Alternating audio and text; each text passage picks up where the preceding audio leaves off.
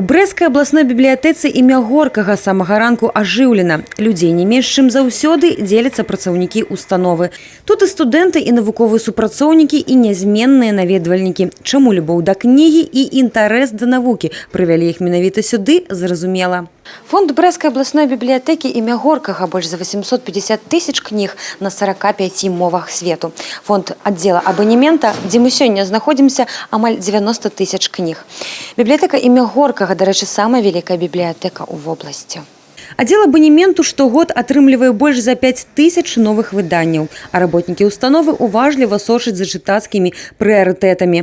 Напрыканцы кожнага месяца на сайце бібліятэкі складаецца топ-5 папулярных выданняў па аналізе запытаў брастаўчан. Сярод нязменных любімцаў у сферы псіхалогіі такія аўтары, як Міхал Лапкоўскі, Андрэй Курпатаў, Марк Мэнсон.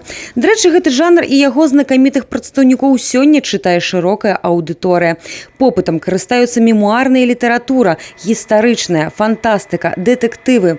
Бібліятэка паспявае ўровень з часам, і таму адна з першых у рэспубліцы атрымала магчымасць менавіта сваім чытачам даць доступ да ліцэнзійных электронных і аўдыакніг. Читатель приходит, мы его регистрируем, ему на телефон приходит смс-ка с логином и паролем. И, пожалуйста, дома с любого устройства, будь то смартфон, компьютер, ноутбук, он может читать электронные и аудиокниги. Если он будет читать книги, ему нужно просто скачать приложение Литрес читать. Если он будет слушать аудиокнигу, то это приложение Литрес слушать.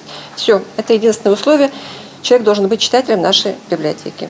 В умовах эпідсітуацыі абласная бібліятэка пачала свой праект «Бібліятэка без меж» са слоганам «Заставайцеся дома». Але электронныя выданні аказаліся меней запатрабаванымі, чым папяровыя. Гэта нават даказаў своеасаблівы натоўп у зале абанемента. Как часто ходите в библиотеку имени Горького?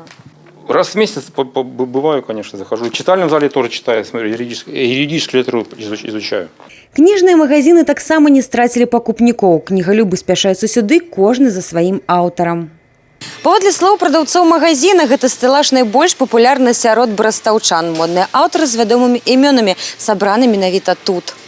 Гэты стэлаж, дарэчы, кожны месяц папаўняецца навінкамі. Брастаўчане прызналіся, электронныя выданні не супернік папяровым кнігам. Электронный носитель или все же бумажный? Нет, все-таки, наверное, бумажный. Да. Почему? Ну, это физический контакт и как-то, наверное, более интереснее. Чувствуешь больше книгу. Электронной книги не любишь? Нет, даже нету ни одной. Дэниел Кис любит читать, Дэн Браун.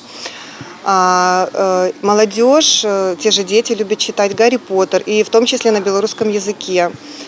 Не теряет популярность? Не теряет популярность, нет. На английском языке, кстати, у нас книги пользуются спросом, то есть люди изучают английский язык, они приходят, покупают у нас художественную литературу на английском языке. Психология? Психология тоже пользуется популярностью, та же Луиза Хэй, Луэлі Вілма. Вядома ж, кнігі папулярны сярод брастаўчан, а для некаторых звычка, ва ўсякім разе, вельмі карысная. Софія Бережная, Тыгран Акапян, тэлерадыёкампанія «Брэст».